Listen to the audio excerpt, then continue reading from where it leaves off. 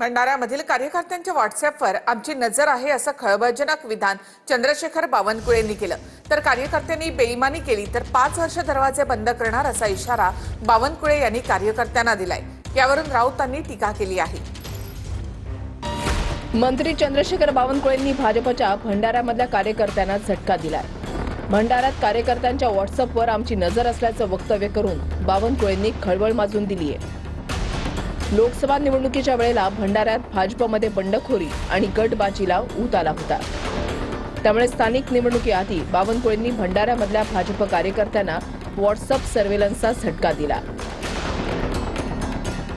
आपल्या पक्षाची युद्ध लागली असताना एक जरी कार्यकर्ते बदनामी केली, एका जरी कार्यकर्त्याने बदमाशी केली, पंकज परनेर मी आणि मी 5 वर्ष आमचे दरवाजे बंद करायचा राहणार नाही, हे आपण लक्षात ठेवले ना। परनेर आपल्या घरी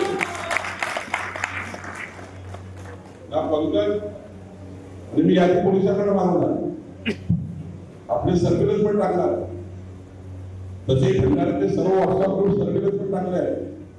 कोण काय बोलतो कोणत्या वाटतं, पण म्हणून एक चुकीचे बोलणार पुढचे 5 वर्ष भंडारा शहराला सत्यानाश केल्याशिवाय राहणार नाही। हा जर गुन्हा गंभीर आहे असं जर देवेंद्र फडणवीस गृहमंत्र्यांना वाटत असेल, यांच्यावर गुन्हा दाखल करून इंडियन टेलिग्राफ ऍक्ट नुसार त्यांच्यावर गुन्हा दाखल करून त्यांना तात्काळ अटक करून चौकशी केली पाहिजे। संजय राऊताला का मिरची झोंबली? आमच्या पक्षामध्ये आमच्या कार्यकर्त्यांसोबत रोजचा संवाद हा आमच्या व्हॉट्सअप ग्रुपच्या माध्यमातून होत असतो आणि म्हणून मी या ठिकाणी वक्तव्य केलं आहे।